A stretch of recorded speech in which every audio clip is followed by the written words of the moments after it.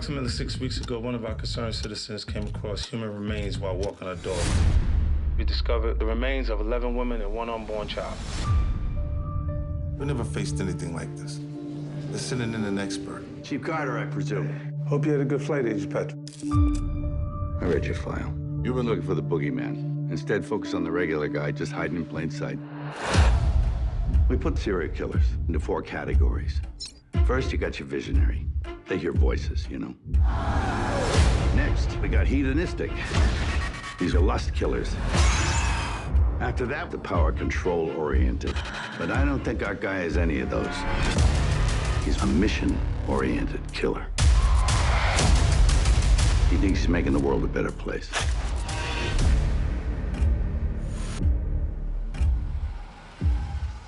Hey, hon. You looking for a good time? What do you say? You want to do this thing? Oh, you know I do.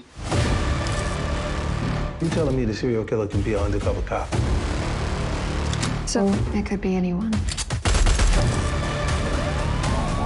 When I looked into his eyes were dead. He's playing God.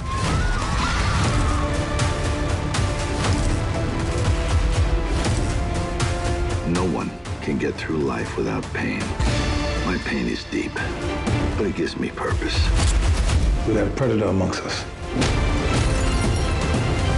The papers gave him a name. The Bone Collector.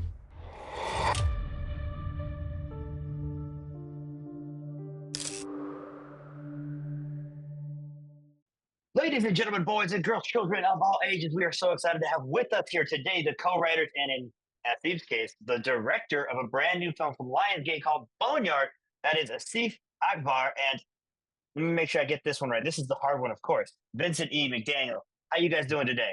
All right, all right. Doing good. Thank you, William, for having us here. I'm so excited to have you guys here. I'll start with this. This is an easy one. Vince, not only did you help write this, but you play, you're in the film as Sergeant Graham, who is I want to say cop. We'll go with cop because it's what he is, but we're not going to give anything else about his personality. But he's a hard nut to crack. And obviously he was from what I gathered in the movie and from seeing the movie, he was originally a SWAT officer who was also on the team with the police chief, played by Curtis 50 Cent Jackson. Am I correct there? Yes. Okay, perfect. I'm glad I nailed that. Sometimes I lose context. And then Asif, you helped write this movie with Vince and directed this movie. What about this was what you wanted to do? Well, I think this film defines all of us in why we basically, chose this profession and became filmmakers, was to definitely, send a message. And in this film, we're using this as an awareness tool for audiences to really understand the dynamics behind an investigation, like serial killer investigation that happens nationally and internationally, and the horror story that we deal with in reality. I mean, this to me was a bigger horror film than watching a ghost story or a monster, vampire, werewolf, whatever. This is real life, and Vince, brought the script to my attention about 8 years ago, when him and, our other co-writer, Hank Bird, drafted the first draft, and it was more loosely, inspired and based on the West Mesa murders. And then we, over time, broadened it to include a lot of the other true crime stories and investigations that could be similar, and all the dynamics that involve that. And then we had another, co-writer, Koji Steven Sakai, come on board the last year before shooting the film. And we brought more heads together to really broaden it to be an educational piece across the board for, true crime story lovers. I found that interesting. I'm glad you guys mentioned that. I want to touch on that. I didn't have any idea this was inspired by true events. Because when I receive films, I like to know as little as possible going into a movie. That way when I watch it, it's all fresh for me. So that was really eye-opening at the end, when you get that message that pops up. Your hat, then. You got the Zia symbol on there. The film takes place in Albuquerque. Did we shoot in New Mexico? We actually had to shoot in Las Vegas, but Got to represent the Zia all the time. Yes. Yes, you already know. And we did I do already some B-roll, establishing shots and some second unit small Yeah, things in little New pickups. Mexico and Albuquerque. But yeah, the principal was all shot in Nevada, which, has the same look and terrain. And we had to also recreate, 2009 and those 2000, early 2000 years. And Vegas was a great substitute. But, one thing I could add, we were recently contacted by the APD out of Albuquerque when they saw the trailer, and they were just contacting to verify if we really shot there or not, because they said the conference room looked exactly like theirs. So I guess that's a compliment to our production design team. Yeah. I love that. I love that. That's pretty awesome that you were able to mask it. Because I'll be honest with you, I've been to both. I have family who lives in New Mexico, and I've lived in Vegas for over a decade. They don't look exactly the same, but you nailed it. Like it looked like New Mexico by and large. Now, I want to ask you, Vince, how did you come to getting to know Asif here so that you could guys to get this done? How did I come to know Asif? Yeah. We met through an old attorney of ours some time ago. Robert Singer put us In New in Mexico. contact in New Mexico, and from there everything just took off. Yeah, we hit it off right away from the first meet, and we had a lot of similar views and visions with our projects that we collaborated on, and it was just a development over time. We've made countless films together now, and we feel like we're just getting started still. And is it nice to have a five-tool player like Vince at your disposal, Asif, who can act, who can write, who can do all that stuff? Absolutely. I mean, we all wear multiple hats, in our productions, and we have been even in our careers. Both Vince and I have, worked our way up through all kinds of different departments in the film industry, and we're finally in a position where, we're doing what we love with the people we want to do it with. And that's, I think, what matters after you've gone through a journey like we have, is to be able to pick and choose the people you want to work with and the stories you want to tell. So Let's I'm talk glad. about the rest of this cast, because the rest of this cast is absolutely stellar. You guys are stacked front to back here. You got Brian Van Holt killing it as Ortega. You got Nora Zetner, who I get to talk to tomorrow. I'm very excited to talk to her. She's lovely every time. Curtis Jackson, 50 Cent, like I talked about. And then, of course, as Agent Petrovic, Hollywood legend Mel Gibson. How did that feel to have that sort of a cast stacked with there and being able to work with those guys day to day? It felt like we were representing the characters in their true forms, and every actor brought it. I mean, Van Holt, you mentioned Brian Van Holt. He's no stranger in playing a cop. He was on the show Deputy, and he was very well familiar with the West Mesa murders case as well, because he was there around that time in New Mexico. Nora, this was the first time she played a detective, but she pulled it off, and she brought that female perspective to it, with some vulnerability, and at the same time, with Vince's character, he brought a different range within the police department, with all the different layers that we don't normally think about that goes on in the police department. And then, 50 Cent, this is a whole new 50 Cent that people will see. We're not used to seeing him play the chief of police. Wait, a cop? Here he is. Yeah, a cop. That's what everyone says. And then He needs to troll himself, right? Yeah, exactly. And then you have Mel, who's basically the backbone of the story in the movie, and we needed someone of his caliber to bring that dynamic range to that character, and that powerful character. Now, I think that's exactly what he did. He brought a huge pathos to the character, brought a lot of energy, but the correct energy, that manic, Right. superstitious, kind of paranoid energy. I wanted to mention, before I get into my last two questions, which are personal questions for you guys, I wanted to talk about how well you guys melded that West Mesa murder with this story of loss. Because at the end of the day, that's what this film is about. It's about people who have lost people trying to prevent others from losing people. And I think that that's beautiful, and how every life is important, because a lot of women who were murdered in those in this film story were people were women who people would think were abandoned by society or weren't important, but every one of them has a mother, every one of them has a brother, sister, father, aunt. And I love that this film sort of handled that delicately, that these people are important, every single one.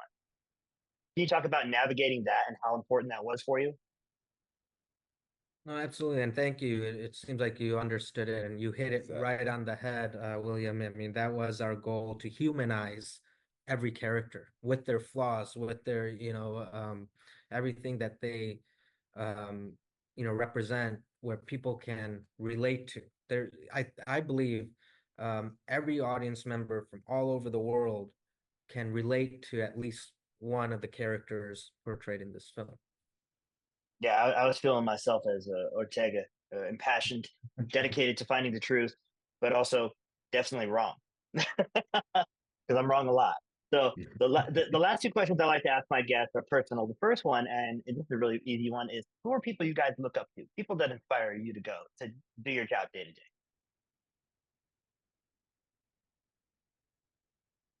People that inspire me are, I would say, you know, um, directly people I work with, like even Vince here, from the time I met Vince, knowing his story and us both being kind of like underdogs, you can say, in this industry, and um, the drive that he had and the motivations he had, and also when I see people like even Mel Gibson working with such a legendary actor, when we were on set and seeing him and knowing what he's gone through throughout his career, and being there in the same room with us and collaborating and giving us the respect of, in our positions, that right there is more inspiring and motivating too, where it's like, man, if Mel and 50 Cent, people like that can, you know, keep going, then we're just getting started, you know? Yeah, and to speak on what he's talking about. Now, I watched Asif go through a lot of things as a director.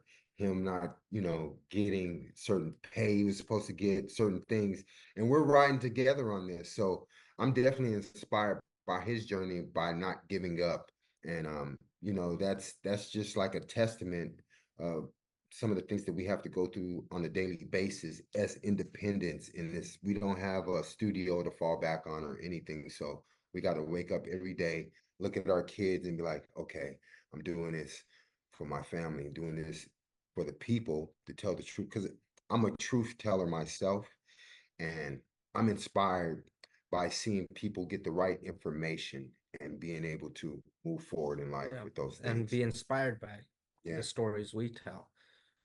I love that. I love that. The next question, super fun, but it's hard. It's the hardest question of the day. You guys have a chance to watch only two movies for the rest of your life. What two movies are you picking and why? Wow. Yep, you're Um, welcome. well, one of them I mentioned in one of my previous interviews was Jackie Brown. I thought that was a very underrated film, and it's just one of those films I feel like I could watch anytime, like on repeat, and still be entertained. Just the acting and direction, everything was just superb, and it's a timeless film, and it's very underrated in my Well, you opinion. get two, so you get another one. I'll let Vince go on his, and then I'll come back with my second. Like, man, you got me digging. Um, I would say one of my favorite movies, just for the arc of the character that a lot of people aren't familiar with, is Paid in Full. A lot of people aren't aware of that, but it's a great movie. It's about a guy who starts at the bottom that ends up on the top, but he doesn't have his life at the end, but he made some big changes um, along the way that helped his legacy. So it's a great film. I'm It's well familiar with it. I'd My call it buddy, a classic. yeah, it's my buddy Quan's favorite movie. Yeah, it's a really good film. It is. It is a great film. I love that choice. That's one. Steve, what's your second choice? And then we'll get to yours next. My second choice would be, I'd say, that's another classic film, would be maybe Schindler's List. Because I had the privilege of meeting Sid Sheinberg back I think it was what 2009, 8, something like that. And I even being in a position like Sid Sheinberg was, I kind of got to hear the backstory and from him directly on what it took to get that movie made, and the dynamics between him and even the makers there, and it was interesting. And so I've never seen that film the same way since, but it's definitely a classic, Hollywood film that would definitely be on my top list. That is just a phenomenal film in general. So I mean, I can't fault you there. It is depressing though. So Yeah, yeah, it is. It is. yes. Yeah. What you got for me? Um, I mean, I'm thinking about a bunch of different stuff, but um, I got westerns in my head. There's so many things out there because I was a TV junkie as a kid. Um, but let's see. I'm gonna go with something from my childhood that I really liked. It's I got a couple of them. Hell, I'll go with Willy Wonka's Chocolate Factory. There you Yes, go. great choice. That's I a was the great only choice. child, man, and I used to sit there and I'm like, yeah, I can't wait. Whenever there was like a little uh like giveaway or some type of thing that I need to go to the store and buy a candy bar or buy this box of cereal, my mom could not stand me. She hated when I knew there were little promotions going on because I wanted that Captain Crunch where I got to call in, run up the phone bill, all these things. So I was that kid. I relate to that very much because that I was also that kid. Trust me. I love those answers. Great stuff. I mean, this whole interview has been money. I mean, even Ray Charles could see we got money with this interview right here. That's a good quote for you right there. Paid in Thank you, full. Willie. Uh, Pleasure Yeah, having you gentlemen on here today. Don't forget this movie does hit theaters on July 5th, correct? Yes. correct. Yes, go check out Boneyard July 5th from Lionsgate when it comes out. This has been Asif Akbar, Vince E. McDaniel, William from Film Stop Reviews. Have a great day, Jed. Thank you. Thank you, William. Take You care. have a great one too.